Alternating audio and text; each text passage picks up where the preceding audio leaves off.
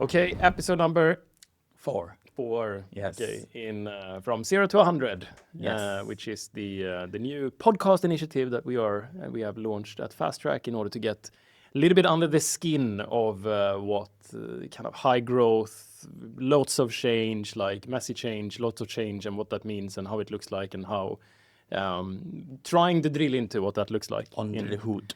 So today I have Louis Sangiovanni with me, who is the Chief Marketing Officer at Fast Track. 4 years with Fast Track.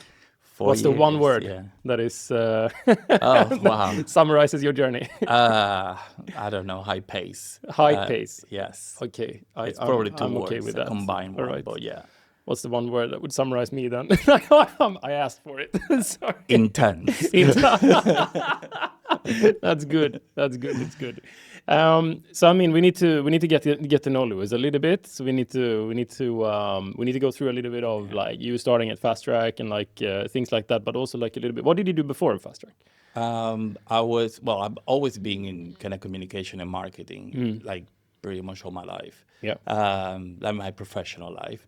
And right before I was Chief Marketing Officer for a professional service, kind of tech-enabled professional service company. Okay. And did that for 7 years. And in between that, I also have a consultancy where I was helping startup go to market. So Nice. that was the most fun because I was working with lots of startups. They have crazy ideas. They were doing things because it was a PhD student, so Did they they were have any really money? clever. They had a little bit of money because they were part of the Cornell University, and they had a program where they funded like $100K fund. Okay. And one of them were doing these like robots to scan crops in the field. Oh, And great. then there was this other lady that was working on an app that can help you with your hair to make sure that your hair look amazing and things. So How many of those are billion-dollar companies today? How many of those are? That's a good question. They're still around. Yeah, They're still that's around. nice. One of them could be heading there, like that one that I mentioned about the crops that they pivoted into defense. It feels very relevant, like a Yeah. proper AI, like No. They pivot into defense now, and they're making good defense contracts. So That's really that's cool. going really well. But and then gaming. Yeah, So, and we're going to talk a little bit about that journey as well. I think today's episode will be a number of different things. We're going to be talking about your journey a little bit at Fast Track, just briefly, in order to set the scene on some other things. We're going to talk a little bit about marketing and marketing concepts. We will also like chat a little bit about your own AI journey and like kind of how we have been working with AI in Fast Track. And also kind of a lot about people and growth and mindset and these type of stuff. So I think it's quite a packed session with like different topics that we're gonna go through. So it's gonna be fun, right? amazing. How we have these cups. Me and Nikki started speaking about these cups last time as well. Yeah. Today I have a red cup. Yeah. You have a yellow cup. You got to pick your cup. I picked mine. We have these cups everywhere in every office. Do you care about which color that you grab in the morning? Yeah, 100%. I normally do it. I normally do it based on what I'm wearing. Oh, okay. So you are like, now we have different, like, because I've been speaking to people that are looking at the text of the cup and they're feeling like, it's 100% based because I do a lot of video calls and I Yeah. want the cup to sort of like contract or match the top. No. So if it's like, for example, it's brown, we have yellow, they that's work nice. well together. Okay. And Because I'm completely emotional driven. So for me, it's all about what state of mind I'm in, Yeah. and which cup I'm picking, and it's actually quite a strong feeling. I can't pick certain colors like at the time. Right. And today I wanted the yellow cup, but you took it, so I took the red one. Okay.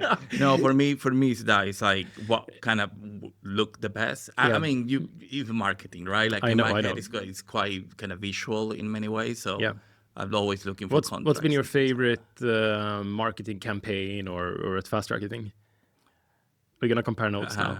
In Fast Track or in general? No, in Fast Track history. Oh, okay, we can do the general as well, but now we do Fast Track. Like which one? I mean, right now, I think the Potato Man has been... The Potato Man. He's not even. He doesn't even have that name, right? If anything, it's the Singularity Man. The Singularity Man, but the nickname internally. But what is about the Potato. posters, the movie posters?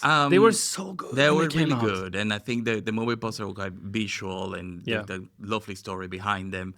But I think the silliness of and also like the emotion they transmit when you see it, like that for me, I connected with that a little bit more. Yeah, I think it was like one of those first ones where why this one, and then it was just like, well, because it's fun. You know what I mean? It's just fun. Like all of the if you don't know what we're talking about, I don't know if you can see it in the background, but we got a cap over there. Yeah, it's like a little cap there.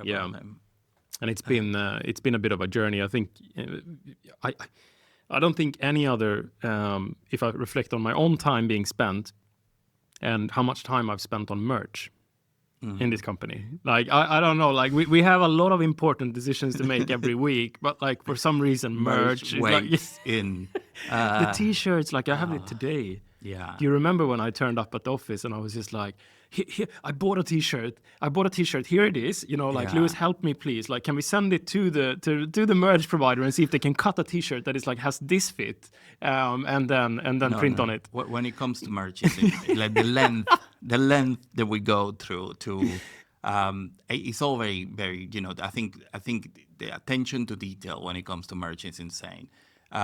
We have our patented kind of shape that we use for the t-shirts, the position of the logo, like everything, like the label, literally every single How many detail. times did I send you pictures? Like I'm doing the quality check on the t-shirts. We get the new batch, and it's like I'm putting them next to next. It's just like, you know, the logo in the neck, the logo in the neck seems to have moved. Like I was just looking at it and comparing the different t-shirts because it seems to have moved half a millimeter and down. It's literally half a millimeter. Yeah. And one of the batches we had the small, the text, the print was like too small. Yeah, I'm still annoyed about that because people actually use them. They're still around. Yeah, I know, and it's like it's so painful. And the thing is that these are things that you can see, I can see, nobody else notices. Exactly. When you are in, they love it. They're just looking like but it's like it's a big difference.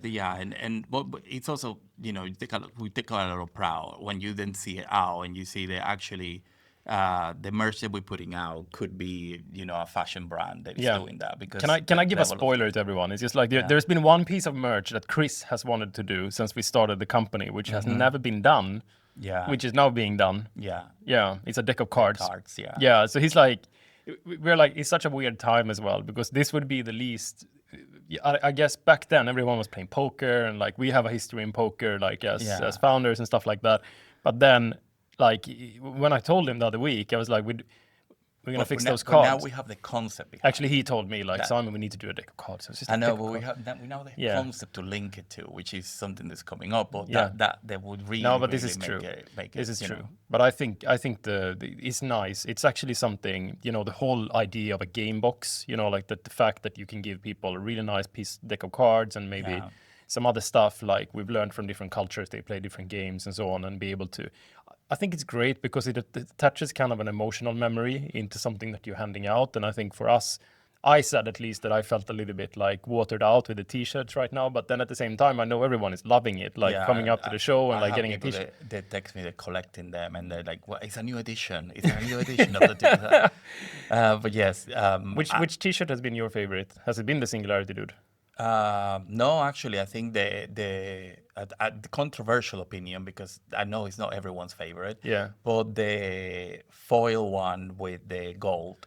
The Singularity 1-to-1. Singularity. I've heard that before. That's been my. You know, favorite. Jonas hates the foil. I know, right? And I said like we should do more with foil. I like the foil. I like it too. Okay, we cannot go forever into merch, but I think it kind of leads us on to a topic which is quite interesting to delve into. I mean, you're starting as CMO in Fast Track 4 years ago. Yeah. And I can tell you that it's not easy. I've always said that it's very difficult for us to recruit C-level positions in Fast Track in general because we are, I don't know, we have so so much opinions about how the culture and all of these different things. And it's always like difficult to get people from the outside. But it was a little bit of an exception. When we met you, I think both me and Chris instantly felt that shit, you know, like Lewis, he's just carved out for this job. He's just carved out for Fast Track. He's a person that should be working here.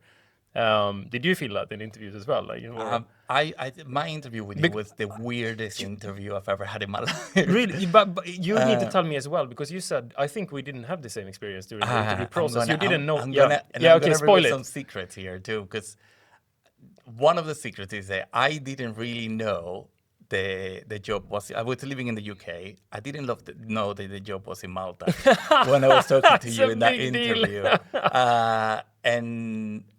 And I don't know, like we talk, and I felt like this is, and I'm not lying, this is 100% true. I felt like I was talking to my old mate, that I was talking to someone that I've met before. I don't believe like in a second life and things like that, but there was something in our conversation. I mean, we went on for like an hour and a half, and we were scheduled 45 minutes, and I show you my dog, and I show you what my room, where I was living in the UK back then. And I don't know, there was something that for me kind of transcended the job. I don't know if I make sense. It wasn't just, it was like meeting someone, and I didn't have higher expectation. I actually, when I hung up with you, I thought like I'm never gonna hear from that person again in my life, because normally when you prepare for an interview, you have this posture of who you want them to believe you are, rather than who you actually. I didn't really do that. We just managed to like get past all of that. Well, I'm just, this is me. You love it or hate me. But this is like, this is the person that gets the job at Fast Track as well, I think, and I think people feel that in the process. Is that I don't know how many candidates where we are having a conversation at the end of it. It's just like didn't feel authentic. You know what I mean? It's like, and we are looking back at kind of the interview process as a team many times, or any sort of individual observation. That's always a thing we look for. Is that we don't want people to be perfect. It's not like no one is like we're humans. Yeah, we're like we got loads of different sides, and they are like some of them are like pointy, and some of them are like a bit more rounded, and some of them are squishy, and that's okay. I mean, it's just like the point is we need to be confident enough and have strong enough self-esteem that we are okay and be proud about who we are, so that we are ready to have. And it comes on to like a growth mindset as well. From my perspective, that's the most important thing, because if you're not comfortable in who you are and so on, you're not going to be able to take it, like the type of feedback and the transparency and the things that we're doing at the company. So I don't know. I think that's no, what, I agree. That conversation landed the job, like then. Yeah. Of course. I met the rest of the team, and everybody amazing, lovely.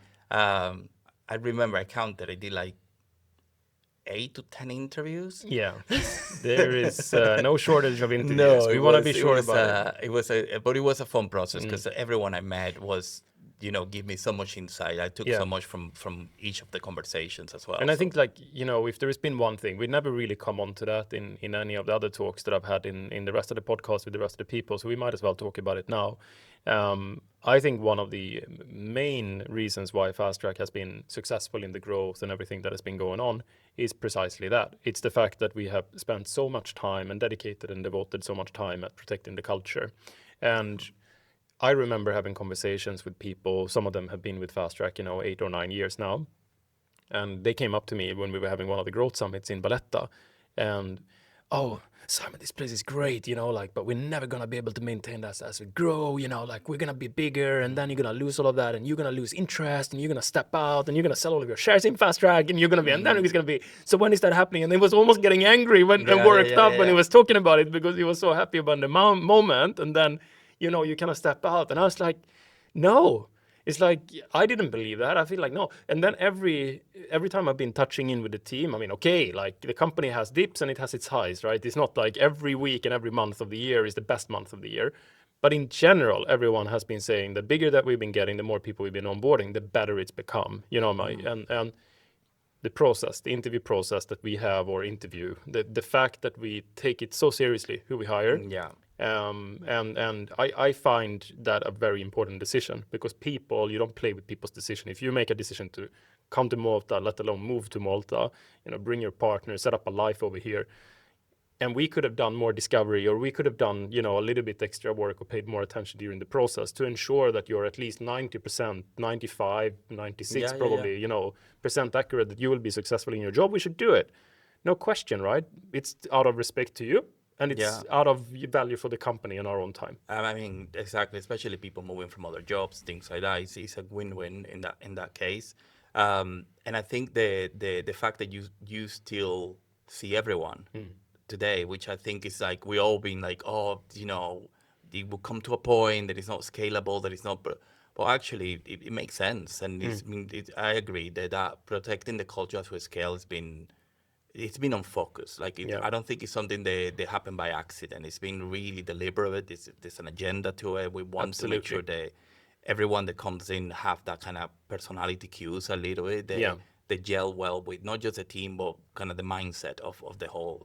No, I agree, company. and I mean it's like from and this is like kind of again. I think there is a lot of different things that we do in Fast Track that could, unless you understand the purpose behind that exercise, it could look like we're looking to have extra control or we are like a bit afraid of letting go, but it's actually completely the opposite. You know, like when right now we have a very well functioning talent and acquisition process. Like we have a huge, very performant team when it comes to talent acquisition in general, and candidates, I don't ever disqualify candidates in my, it's very rare. I mean, there's so few times, maybe if there has been like kind of, you know, large reorganization, there's been a lot of like, there's a, it's a brand new role and there is a brand new leader recruiting for that role. And it's like, maybe then we but would it's not to do with the candidates. No. Most of the time it's to do with the alignment on the role. Exactly. Whether the role is the same role that you had in mind, or we something like that. beginning. Exactly. Or something like that. So I mean, you know, my conversation most of the time it's just meet Simon. You know, it's more,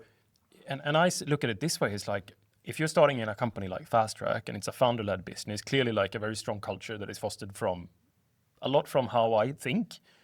If you get to meet me, it's like as much as you get to meet everyone else, you get to know the company in the process, and you can very quickly work up. If I'm going to accept an offer here, I know what to expect. You know, like this guy is talking to me in this way. This is the type of culture that is over here, and I should feel okay with it. You know what I mean? And I think that's it's just such an easy thing to do for anyone that is running a business.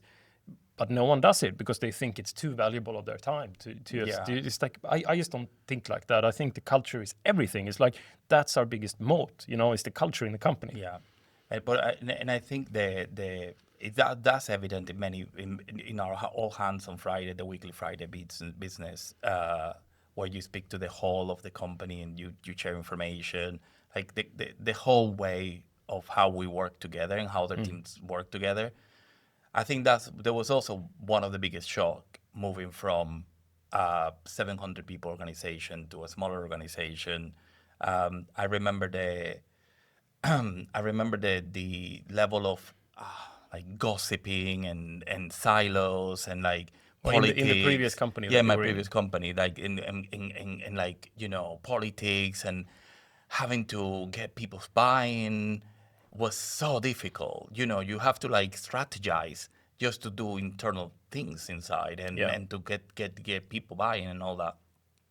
And moving to Fast Track, I remember I had the opposite problem. I had the problem that we have this idea, and then you go to the next person with the idea, and they expand on the idea, and it's like, oh, but we can do then this, and we can do that, and like, okay, no, but I just needed this. Like, I wanted to get it off the ground first, and people are quite eager, you know, like, and I felt it was really easy. We move so fast. It's so easy to get things from idea to out there to experimentation and all of that, because everyone gets on board and everyone everyone understand the value of it really quickly. It's like, of course we need to do that. What you talk? Yeah, let's do it. Like, and I feel like. And what like if we're trying to extract something practical from it, or figure out, I don't know, like what are the drivers behind that? Or I think it's a mindset. I think it's precisely that, because the strategy is so clear.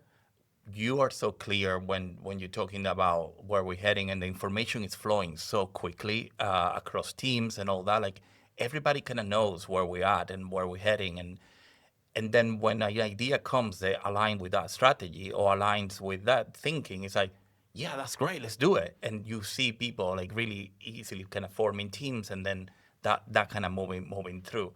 The opposite is true as well. If it's not aligned and if it's not really linked to the strategy, but then it's really easy to discard it and really easy to say, no, that's let's not waste time on that. You know.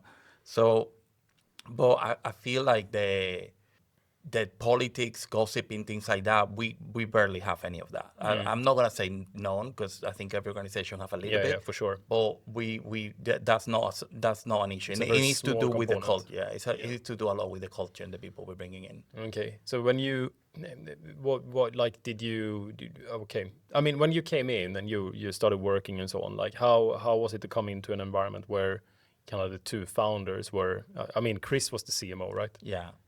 At that time, and Chris has been this hero that has been Yeah. stepping up to the plate in many different areas, helping, Firefighter. co-driving the business together with me, and it's just like, okay, I need to step in here now. I'm CCO for a while, and I'm here now. I'm CMO, but I guess how did that? I mean, at the beginning, I think like probably anyone, like I felt when you hire to a new job, you come with your playbook under your arm, like, okay, this is what worked for me in the past and like what served me in the past. And I sort of tried to do that. And I felt like, I don't know, week 2 or 3, I kind of quickly realized this is not going to work.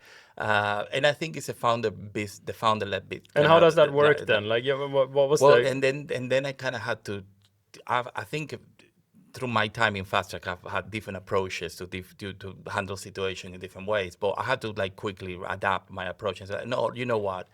I need to sort of learn a little bit more, your way of doing things, Chris' way of doing things, and then gradually then guide you guys to okay, look, but there's also in this particular topic, there's a different way to approach it, and then meet in the middle a little bit.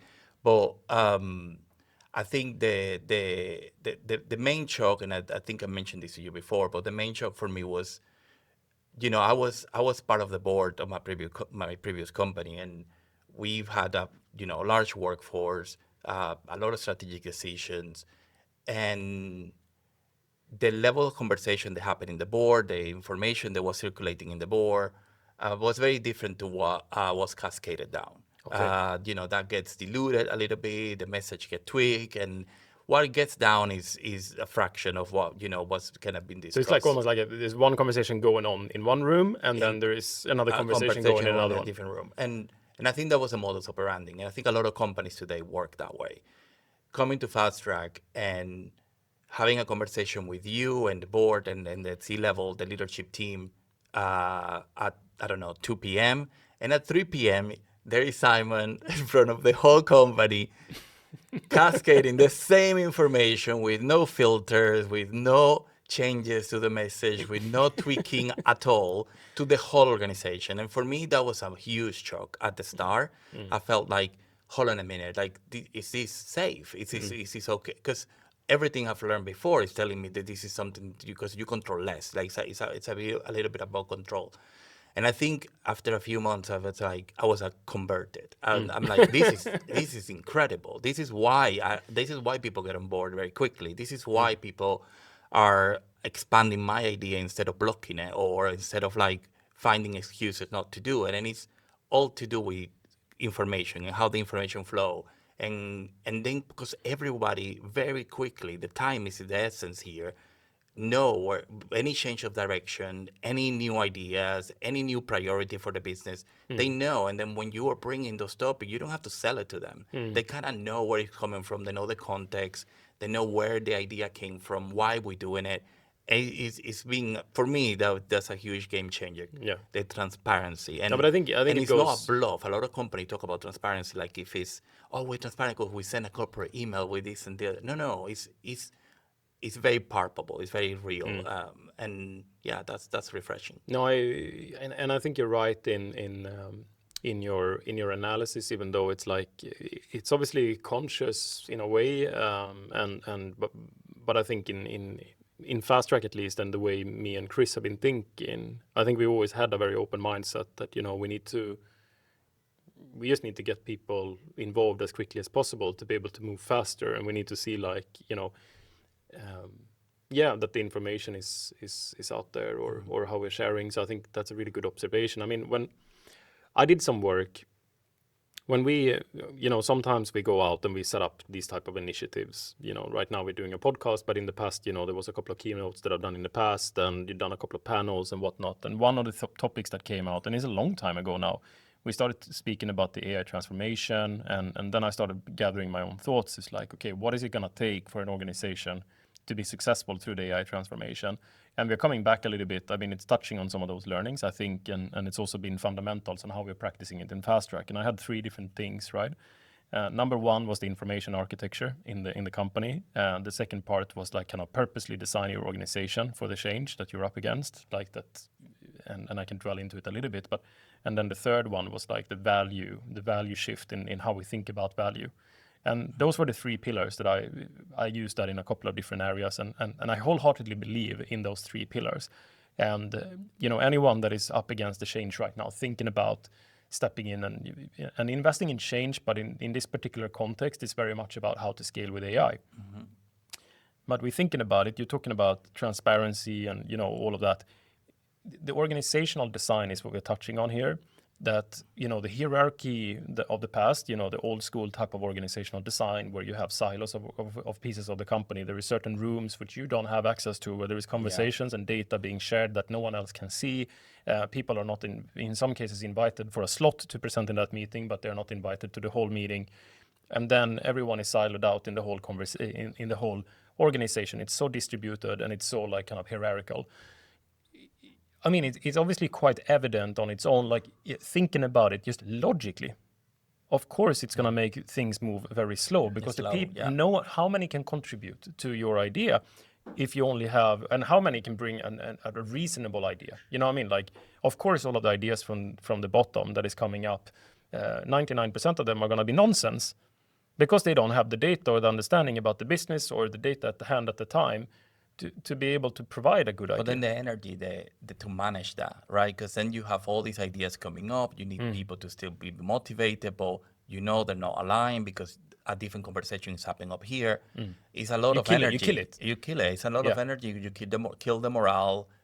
People then feel the value, and then that's where all these silos and politics are playing. And these are the rituals that we do. I mean, I like to speak to a lot with people and so on, but we have our C-level alignment. We have that once per day. It's not always the most effective meeting. Like, to be honest, in some cases we turn up, there's no plan. In some cases, turn out 45 minutes in of some cases super gold. Like diamonds come out of that. But the thing is, like, we are also sitting in different locations, and it's hard enough, like, not being in the same office and like trying to do this. And I think, I've always said that, no, I want to have that touch point every day. I want to be able to touch, even if it's just, banter at the end of the day. But then we have the weekly Friday business updates where we are sharing very openly to the company. And it's like it's a window. It's just a window for people to get a little bit more access to the wider things that are going on in our heads. In certain cases, it might be more updates about, okay, we are doing well here, or we had this problem or whatever. But it's also about, like, what is the company thinking about right now? What's the brain of Fast Track? Like, kind of the compounded kind of all data currently leaning towards, and what are we prioritizing? And I think it's very refreshing. And it's not like a celebration parade. Like, we talk about the hard stuff too. Yeah, like a lot of times when things are not going well, we also share that. And, it's just like exactly. And then, but talking about the AI transfer, I want to get onto that a little bit, and you speak about what we're doing in marketing, what you're doing, and these things. But getting into kind of if we talk about the other two, which is like kind of information architecture and the value shift, and we put that in context to. You've been innovating a lot now, like your own kind of. When did you start getting exposed to, I don't know, ChatGPTs of this world, or like? Quite early. I think I think it was precisely the month that ChatGPT was released. Yeah. I remember testing it with some press releases and being blown away. Because back in those days, I was writing the press release. So I'm like, oh my God, this is insane. Because press release is very structured, it's like factual, structured, very easy. And the first version of GTP was really good at it. Obviously, you have to QA on top, but really good at it. And I think what moved me, was the understanding of context, right? That this language model can actually understand the context of what you're talking about, and then produce something. And that was kind of mind-blowing, and we quickly adopted that and started working on that, very quickly integrated with the product. So, Fast Track, I think we were going to ICE a few weeks after GTP was released, and we already had I think it there was integrated. some versions of GPT that was like before, like that was like kind of a little bit more locked down, which I don't I think think we like got more like exposed to, but it was very early. But when we were looking at, like, I remember, and this is also a good point, is like press releases, for example. Okay, we're taking something that is like very clearly, there is a global understanding of what a press release is supposed to be doing. It's an independent kind of information, factual, that is supposed to be of interest to whomever it is that is reading it. And but I think now we're coming on to kind of, okay, what's the first learning? I think when it comes to the effectiveness of, and that was proven very quickly when we were doing that, you can tell it, write me a press release about this, right? And you're going to get a press release, but that's going to be a very poor press release, because by the end of the day, it comes back to, as delegating works always. To anyone really. Exactly. You when you're asking kind of a language model to solve the problem for you, but without doing the thinking or the discovery before you hand over the problem, you're going to get a very poor solution. I mean, because it's gonna fit all of the gaps. So where you are not providing any details, it's going to fill it up, and it's going to make it something. It's like you're the one that needs to sort of somehow give it the angle. In a Exactly. press release example, it's like the angle, the hook, like, which is normally what you do. Exactly. The value you add. Exactly. To it. What do we want to communicate? What are the key topics that are, Yeah. needs to be brought forward in this, like, and what are people actually saying about this feature if there is a quote from a person? Yeah. Like, those things has to be authentic. I'm always like, this has to be, I write my own quotes, and does we speak to our partners and stuff like that. And I mean, it's just fundamental in making that work well. And I think that's like one of the things with AI adoption, is that people tend to get very defensive about using AI because they are afraid about, what it's producing is low quality. It's just like, no, low quality input is low quality output. Yeah. It doesn't make a difference. But the difference, if you would give it to a marketing or a content writer or a marketing executive or someone else that would do the press release without any context, they would also do a very poor job. Exactly. It's similar. It's similar. Yeah. And but things have moved now from the days of using it just for content generation. No, of course. To like now, now we have we have kind of moved all of the marketing projects into tools that they have created to tailor to our needs and tailor to our strategy. Exactly. Like but you know which problem that you're solving, and you know what you want to put into it. And I think that's like, so I just want to get that in there before we go into kind of the tools and so on. Communication. I mean, practicing communication and logical communication. You have to, if you want to have a really, really high quality kind of output coming out from a language model, you need to do the discovery beforehand. You have to have a thinking about what you actually want to do, and you need to preempt the things that you could potentially walk into if you're not structuring your prompting in the right way. Otherwise, it's like, it's still, as long as it's my idea, it's my idea. You don't want to get rid of that. Like, even if you're working in, account management, or if you're doing sales, or if you're doing marketing, or if you're doing, it doesn't matter what role, or if you're a journalist, right? It's the authenticity is still as key as it's ever been. I mean, what it's helping you is just structure your thoughts and like maybe get it across in a good way. Tool. Yeah, exactly. It's just like kind of giving you an edge on everything. Yeah. But you can't compromise. You can't get rid of, the authenticity in what you're doing. You can't hand over, you solve this problem. It's like, well, you should own the idea around like what you're doing, or like kind of the story that you want to be told. I think it's the same with any use of AI for any sort of creative work. 100%. Like you need to become an expert on prompting a little bit on what you want to get out of it, but provide enough context and enough of your idea and your insights and how you see it, so to be something kind of relevant. And when you read it, then you realize like, this sounds like sort of what I and had in mind. somewhere it can be good to even like read up on that, getting a little bit of a solid understanding on how these things work. It's pure logic. By the end of the day, this is like a huge model that has been trained on a lot of stuff, but it's very logical in how it approaches, kind of from the learning. It understands that, after this, I'm supposed to say this, whatever. Yeah. It's all compounding. And I mean, when you start, I mean, that's why I think a lot of, people that have a very clear vision, they get a lot of value out of like, I have a very clear picture of what I want, They just help you move I just want faster. to, yeah, exactly. Yeah. Like, and I can describe what that is in quite some detail in terms of like the problems that I want to solve and so on.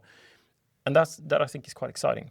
So I mean, you how much have changed, you know, in the last how we are doing event planning, budgeting, you know, kind of managing our social channels. Like, what's the 0 from 100 in marketing? Oh wow! I think that the amazing thing is how quickly it went, right? I think we went from having, I don't know, I'm gonna say like at least 17 different spreadsheets where we were working from kind of budget, cash flow. There's so many, you know, like media plans, like so many different tools and spreadsheets and stuff that we were using into kind of consolidating everything. So in right now I have two tools, a budgeting tool and the one called Backstage that kind of manage pretty much everything else we do in marketing. Yeah. And here is a very good example. Like, you're sitting in a space. There are touch points with other teams, but in particular, your software is very much like for that type of stuff, or your spreadsheet or whatever. It's very much like you and your team and maybe a couple of other stakeholders. It's not like a company-wide, mission-critical, you know, kind of system that you're building in that sense. It's like, you know, it's a platform for productivity in your space. Yeah, and it's a huge amount of admin has gone away because of that. And like I say, it does have overlaps with other, you know, other teams, but it's not business critical. It's not like, you know, core. But the speed of it, like how quickly we went from not having it to start using it, and how quickly the team also adopted it's insane. I think it's like in the lapse of a month and a half, we completely changed the way we work. But the platform is I mean, it's not gibberish. This is like good. I mean, this is a good platform. I mean, I've been I can see because of how it's been used and adopted, and the fact that it's been, you know, it's not just a gimmick. Yeah, it's making your lives easier. You know, it makes everyone's life easier. They provide visibility to the whole team of everything that is going on. It removes any duplication of work, so not two people working in the same thing. It automates, so it removes a little bit of human error. So if you forget something, the platform is automating certain tasks. It was helping you reminder that, you need to book the service, or you need to do this. So just for context, like, so people, like, because now we're talking, but we do, you know, what, 26 trade shows a year right now. It's like huge. We spend millions of field marketing. You know, most of the marketing investment in Fast Track is pointed towards that. That means that we need to, you know, work with the conference people. Yeah. What do you call them? With organizers, with event organizers. With the event organizers, and then we need to secure a stand space, and then we need to design stand space. There is the logistics, so there's the sponsorships. There's a huge kind of project management kind of portion of this, but then you have risk management. You got travel, you got people. We also have like we not look after just, okay, we're going to do an event and it's going to be amazing. We also look after our people, right? The people that are traveling to the event, making sure that they have a great experience. Can be anything from insurances to flight bookings to like whatever. And we have now apps that they have like travel packs, that they have all the information. They can check in to their airport. They can look at their hotels, transfer everything in one place, sort of thing. It all comes from the same project management tool. So they're doing it once, and this is like distributing everything to everyone after that. So how much of that like freed up in the team? Like, I think was that 50% of what everyone was doing? Okay, so more or I think less? the team was incredibly stretched before this. Let's just put it that way. Like the team was quite stretched, and capacity-wise, and the level of adoption of this new tool kind of come from the fact that they kind of found a solution. It's like, oh, this is it. This is gonna free me up, because now I don't have to worry about that. Now this is doing the pack for me. Now this is booking things. I get it. And I think it sort of kind of now balance to like, oh, now the team is feeling the benefit of it. They now kind of they're still busy, but they're busy on this thing. They actually need their capacity, and then have to pay more focus. But the admin is being sort of taken care of. That's very encouraging. So we should be looking at this. It's just like, okay, you just saw an opportunity, and that opportunity was essentially using the AI in order to overcome problems. You started exploring different vibe coding tools and like things that could help you do that. putting something in, and I guess like trying your way in. And I think from a personal kind of perspective, it's also like addictive. If I'm honest, like I'm not a developer, right? Like I've never code before, but I've always had this like. You say that, but you build platforms. I now. know I'm building apps now, but but what I'm saying is that I've always had this kind of like curiosity for it, right? Like I mean, I built websites and a little bit of HTML here and there, but very limited, but always had the curiosity, like. It's like having an arm like tie on the back, and you feeling that you like Because a you little can't code. because I can code exactly, Yeah. because I don't have the skill to actually do the coding, and I think these have lifted that. It's like now I have my two arms, and now I can actually move way faster and do things that I couldn't do before, and it's opened up this kind of creativity side of me too. Like that is addictive. Like the team send me every time there's like bugs and things like that. They're like, oh, we need to fix it. Oh, this is a new functionality I wanted, and I tend to go to that very quickly because I like to do it. You Yeah. know, like there's a little bit of you see the benefit of it, and there's like that kind of reward mechanism of clicking in. Like you have a problem, you quickly fix it, and then you're like, oh, this is great. It's fun. Yeah. You know, and now we can do something else. But But I mean, we're taking that lightly, and it's like as if it was perfectly fine to just like go and build your own app using whatever platform Lovable, whatever was using, yeah. and then suddenly the organization is just accept that you're gonna start using this platform, and that's good, good for you. I mean, how many places is that actually true? Because I mean, I don't think. I think something that is very fundamental in our journey, like in how we have been adopting and transforming Fast Track, has been giving people a license. We spoke about that a little bit before. Giving a license to actually do things. I mean, we understand. I mean, it's not like we're not naive, all right? Like we understand all of the potential hiccups that are going to occur by using these type of technologies. We understand that we know that we don't know, what is going to happen once we, to a degree, right? Because we're using third-party platforms. We're enabling people that doesn't have maybe the security mindset, maybe the deployment mindset, maybe the maintenance mindset, whatever it might be, to understand, what it takes to do this and what should go in here and what shouldn't and stuff like that. But you learn on the job. I mean, like that's the whole thing. Like you can sit and you can debate and you can hold yourself back from innovating forever. You can just say like, no, we don't want to do that because, then we cannot have people that doesn't know this to do this, and we can't have. I would imagine that in a lot of places, people don't have a license, right? Yeah. They don't have a license to try. They don't have a license to think and explore. And I think that was a huge difference. And I think it made a huge difference for Fast Track that we just opened up and said like, you're not just allowed to do this. I'm encouraging. I'm telling you kind of need to do this right now to get in. And in the process of doing that, we will learn tons of stuff. We will figure out like kind of all of the things that are not working. And we're going to resolve every one of those pains and every one of those problems when they come, right? Because you have no problem unless you have actually produced something that people are using. Because that's, by the end of the day, that's the definition. If you're saying you can sit and debate like, oh, we're going to have an issue to maintain the application, so we shouldn't build application. It's like, if you don't have an application, then there's nothing to maintain yet, right? Exactly. So, I mean, you're solving a problem that doesn't exist, right? And then maybe actually when you start working with it, which you have done, you have proven that you can actually maintain your own stuff. It's not been that big of a deal, right? And I think we are learning that certain things needs to be moved off third-party platforms and transcend into next layer of AI. And we can talk a little bit about the layers, but what's your thoughts on that? Because I want your thoughts on that whole, the simple stuff first. 100%. And I think the platforms like Lovable and like kind of more user-friendly platforms are a great starting point. It's gonna great for dip your toes into it, try, experiment, build something to solve a problem. And then, like you said, and then there's another layer of like, okay, if this is now being adopted and people are using it and it's becoming business critical or something really important for the business, but then there's another layer of adopting that and maintenance and security and so on. But a lot of these new products also fail and also don't solve the problem. And I think we've probably created. I'm sure there's north of 500 applications or something like that.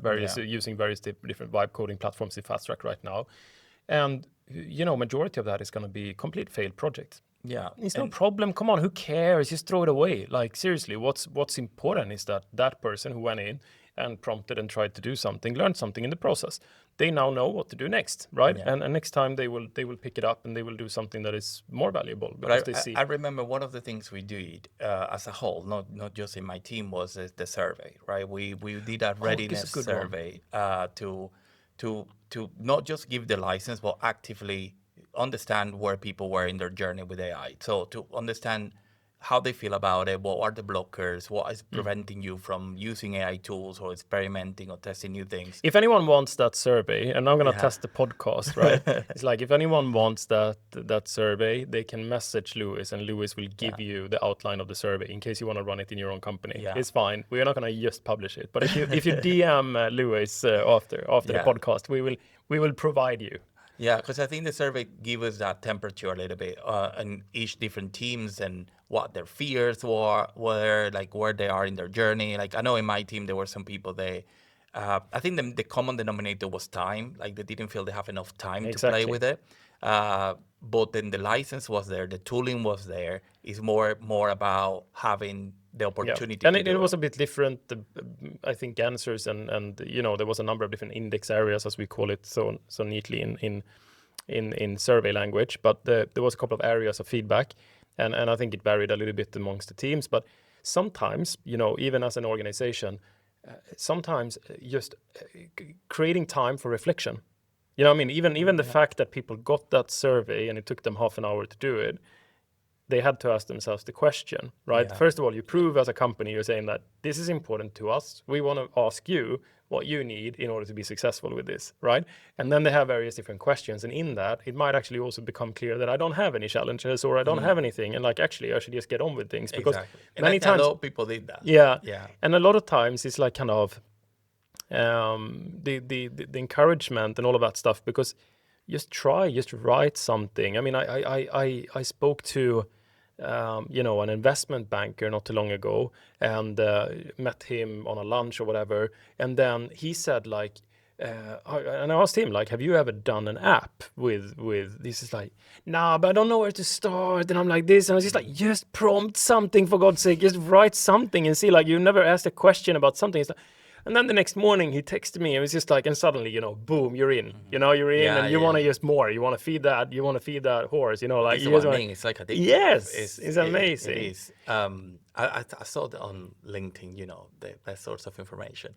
I saw this post that now we have sort of like, in general, not fast track related, but we have this opposite problem where there's like all this app and enough demand for it. Yeah. And the big There's a lot of conundrum that going there's around. the big conundrum is I'm always how like a to little bit drive. skeptical, because I think there's always someone that wants to, spread the news about what's not working, right? Yeah, and it's yeah, like yeah. it's like this flooding of like that type of stuff. Like I'm fatigued by LinkedIn. I do scroll on it, but I'm fatigued, and I'm like, everyone has to be that guy or girl but that the has thing to is make a you're the point, and you make, opposite. and then I'm like.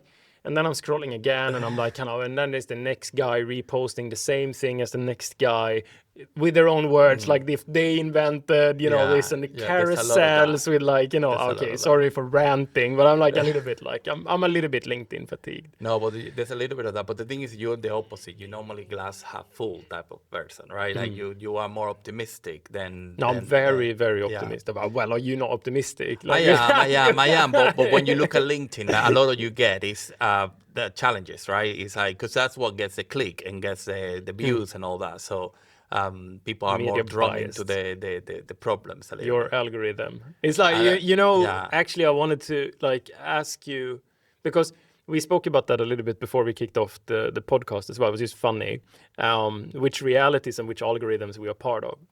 Oh my God, minds are mental. Yeah, but it's like we're sitting here, we're doing a lot of exciting stuff.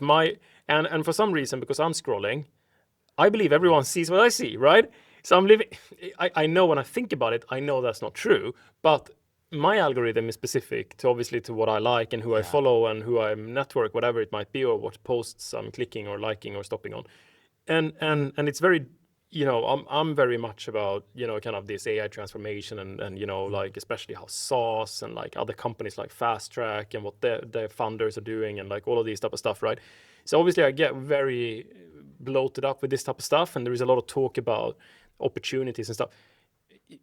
Your feed was different, you said. Completely different. I think my feed give me a lot of FOMO. Yeah. Because I don't know. I've always get in my For You page. But everyone is getting FOMO, I think, from the feed, because that's like the feed's purpose. It's a lot, because I feel like I have like a lot of marketers and a lot of creative people and advertising agents and things like that. And I'm always getting these new ways of doing things or this new approach to things. And you always feel a little bit like you are kind of behind. You feel like, oh, but this and this is now being released, so this is done. But when you zoom out of all of it, and I have to say, I have implemented a lot of learnings that I've learned from things that have popped up in my feed. Sure. But when you zoom out of it, you actually normally you realize like, oh, I'm actually quite ahead, like in terms of implementation of AI, workflow, different way of working. The only thing you need like to do is actually go out in the real world, call a friend, talking to people. Call to a friend like that is working in another company, or speak to someone that you're having lunch with, or speak to a family and friend, and like whatever it is, like you realize quite quickly that I'm in a box, and especially when I'm scrolling on LinkedIn, all of the news. Exactly. They're like manufactured to make me feel like I don't know enough right now, like and that's encouraging, because that's what pushing us and motivates us as well. 100%. I mean, I spoke with an old colleague in one of the conferences just last week. Yeah, last week, and I showed her backstage the app that I'm using for managing, and I mean, she was like blown away, and she was so happy, and like, oh my God, what app is you using to build this? Okay, I need to get on with it, and it kind of gave me this. Okay, it's I'm okay. Yeah. Exactly. I'm in a good place. You said you were on a conference in Barcelona once, and you met like CMOs from all large companies and stuff like that, and people were shitting themselves. Yeah, that's true. Have they lost their jobs? I don't know. They panicked. They panicked, but they were. No, it was a dinner. Actually, I went to this dinner in Barcelona. Great dinner, by the way, great group of people. But and it was a CMO dinner with CMOs from all over the shop, from like the food industry to tech companies and so on.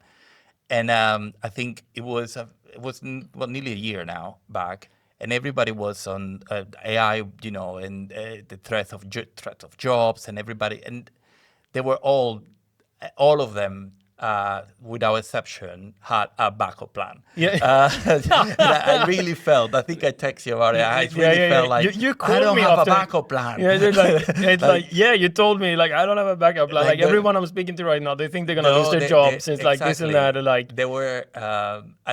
This is a little bit of a funny one. They was like, oh, I'm opening an alpaca farm in Barcelona, and like an alpaca I remember farm. that guy. I don't know. It's like, but it's that mentality of like, oh, doomsday. But this is like, but you're getting onto something that is like really important. It's like everyone always feels, or a large population always feels so threatened about what's going on. And the only difference between feeling threatened and seeing an opportunity is you learning about it and leaning in and reading about it and finding out the truth. Because I think that, let's segment that group one more time. Like everyone that leaned in and eventually started getting on board and learning about these things, I'm sure they weren't out of a job, because we don't need less people. It's not, or to a degree you need less people, but you don't need, especially like CMOs and the type of people that it's not like there is going to be a less need for that, like you still need visions to be seen through, and projects to be produced and things to be done. It's just a different approach, and there is like a different opportunity at hand right now than it was previously. It costs differently, it's staffed differently, it's like all of these different things. But I know the speed is different, but the change is similar to things that we've seen in the past. Exactly. We've seen the office world and the corporate world changing many, many times over, like from fax to telephone to telegram to, things have changed, and the speed of how we do things change, the productivity level change. One thing, at least in my career, has always been, or in my universe, let's put it that way, it's not career because that would be, but has always been true when it comes to change, which is that we don't need less people in general. Like we have so many ideas that we want to do and that we want to realize, that it's just about the attitude and how we are approaching what's in front of us. Like of course, we're not going to work the same way that we did previously. So that means that the type of work might change that you're doing, or the way you do your work might change because you have better tooling or you have other things. But don't be, I think it's the wrong mindset to be scared about losing your job, or be scared about, you're spending your time worrying. Like, it's not going to give you anything. What you should do is just read up, how can I solve problems with this organization in a new way using the latest technology that can bring us ahead of where the competitors are, ahead of, giving a better experience to the partner, whatever it might be, right? Because in the process of doing that, the more there's always 1,000 different problems that needs to be solved, and there's no world now where software engineers are not needed anymore. It's not the case. It's just that we're going to work differently. Like in Fast Track, we don't manually write the code anymore, and that's not kind of the thing that is going on. You use AI-driven development methodology. You orchestrate a fleet of agents. But that means you can solve more problems, and we can create. And new problems are emerging as a result of us producing more. And we need to rebuild pipelines, and we need to do other things that is also connected to, everything needs to be upgraded. And all of that requires the expertise of the people, in order to get that done. So, I mean, I think it's like important to have the minds. I'm trying to make a point, which is a little bit poorly. It's an evolution, yeah, but it's like, I think leaning in, like change is an opportunity. And it's just like the only thing that you can control is what you know about it, right?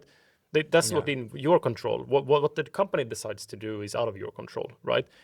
How they strategize around it. But you can choose to solve problems. You can choose to learn about it.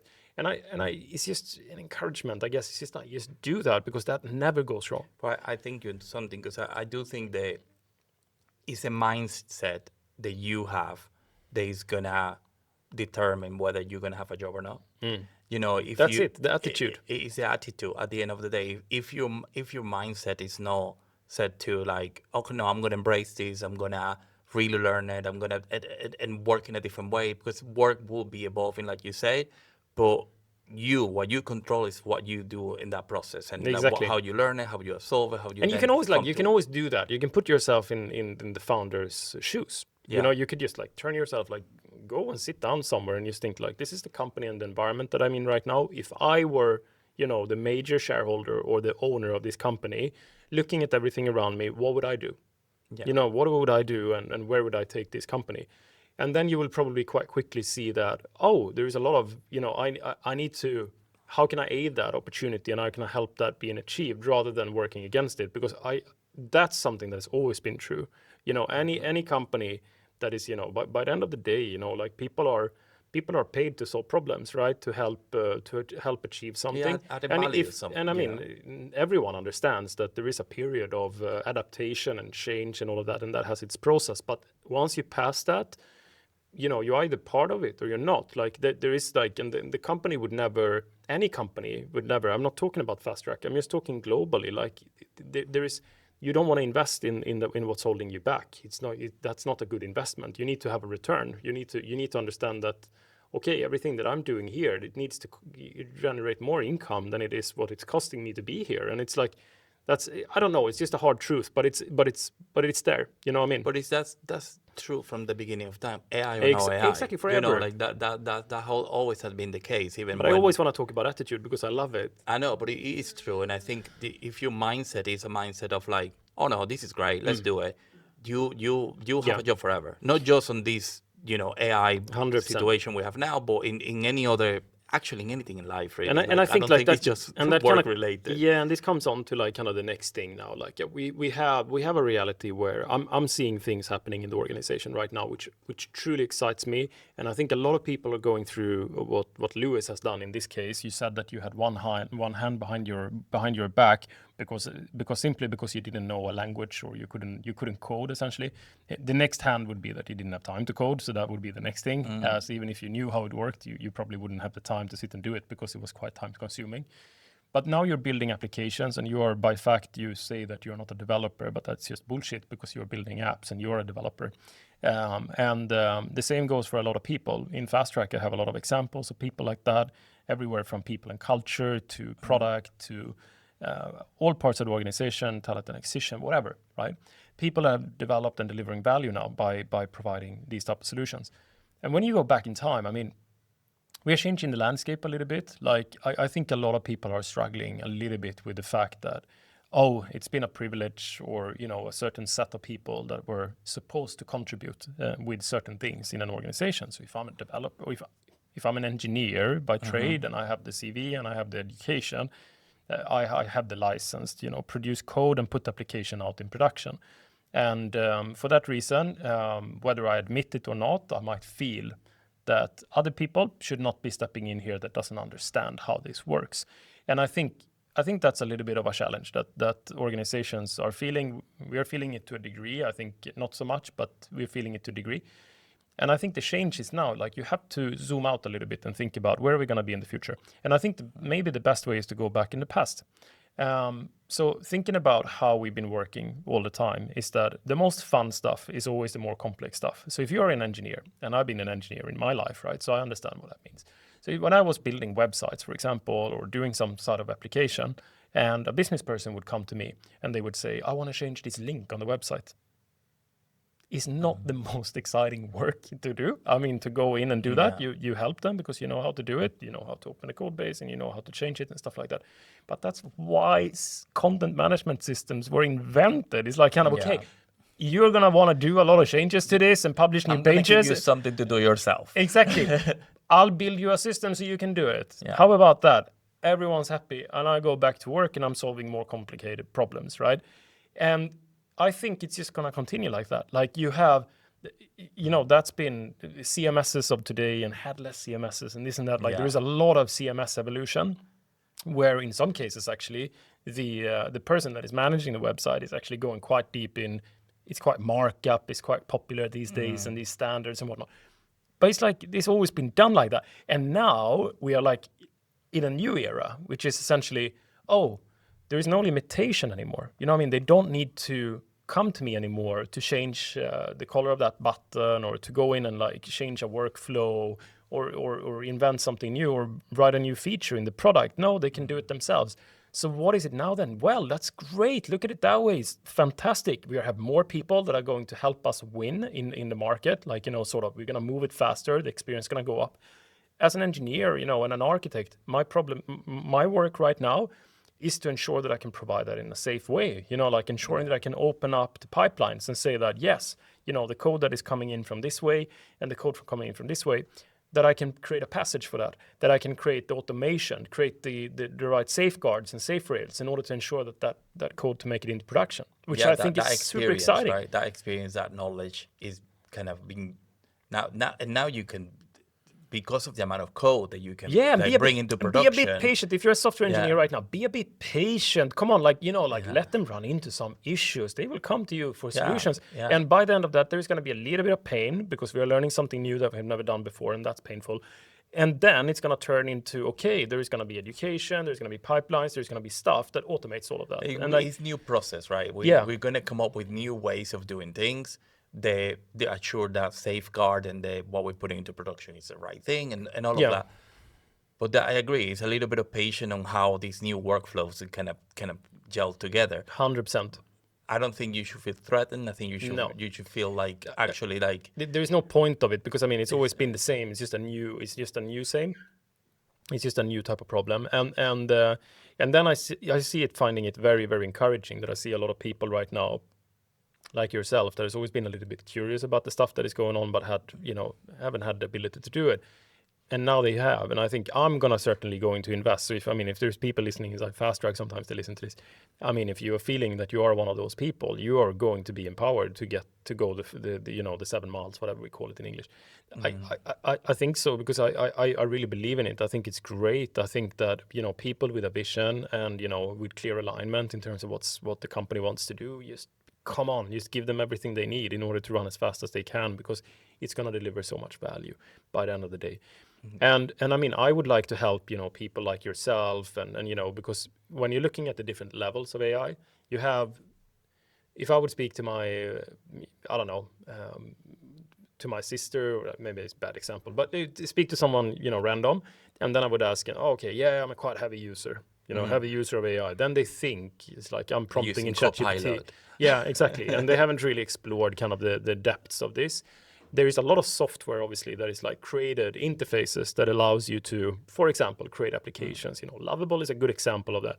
But I'm actually a little bit, I want to get out of that, actually. Like personally, I want to train you, and I want to train other people to like see the opportunity of doing, Claude code on a CLI level in terminal and see how that, building the framework around that. As a tech company, I'm talking like that, right? Yeah. Which allows us to be completely in control of everything, not having that dependency, and that all of the code that we are building are securely hosted and set up in the pipelines in the right way and whatnot, right? And supported by multiple people and whatever it might be. So I see that like and it's surprisingly small step to get into that environment. It just looks a little bit more messy, like more codey. Yeah. No, and I'm but familiar it's with nice. Terminal, but Yeah. would not start the properly. No, exactly. And you don't have to be in Terminal either. You can Yeah. be like in a Visual Studio or something like that. But like personally, I like the raw, like, feeling of a terminal. And then obviously, like when you go to the next level again, that's how you start exploring. So I mean, now we're transcending here. We've gone from kind of, okay, I'm prompting in ChatGPT to the next level, which is like I'm using third-party tools that is then, empowering, I don't know, like augmenting that and building a framework around what I'm doing so I can do even more value, like building an application, for example, helping me host that infrastructure, stuff like that. Now we're talking about like going down to the bare bone, computer, sitting in terminal. And now like what I'm playing around with a lot is kind of loops and agents. Yeah. And it's fantastic. You are processing tremendous amounts of information. You're essentially telling the system to create its own organization of agents. And then in some cases, if you would, as a figure of speech, if you would ask one to write a text and then tell the other agent to then audit the text, for example, and then you have another one that is then getting data from wherever it needs to do research. Those three agents can collaborate and they can work together in order to get something done as a team of agents that is then orchestrated back up. And it's also the amount of data that you can go through, right? In that case, in this particular case, I'm just as a figure of speech that you could orchestrate multiple agents, and that is very, very powerful, because then you can crack problems, or you can really crack analysis. Like for me, it's been analysis that is a huge piece. Processing all of the kind of the findings that we might have in a certain context to then be able to understand how we can provide a better service, for example, or how we can grow better and stuff like that. And that's very encouraging and very that's exciting though. And I've seen like how kind of loops work and how multiple agents are kind of testing different theories and challenging each other. And people talk about that, loops, and then you do like this, right? You go away a little bit and then you think, that's hard. Actually, it's just a different prompt that is just enabling an environment where you can do that, and having it, empowering it with command line kind of execution, where it's either has access to information or know where to find it, or have connections to different systems and stuff, so that it can go and grab its own stuff, right? So I mean, there is a lot of levels to this, and I mean, we're gonna see systems emerging that are very, very cool, and we're gonna see things changing quite quickly. Is it not exciting? It's super exciting. Yeah, I think so. I think it's exciting. It's just like, it's like a superpower. It's like, you see in the cartoons, right? Like when you like Marvel comics and things like that. Like it's like having a superpower. That's sort of the feeling you get a little bit. Yeah, it's really cool. It's super cool.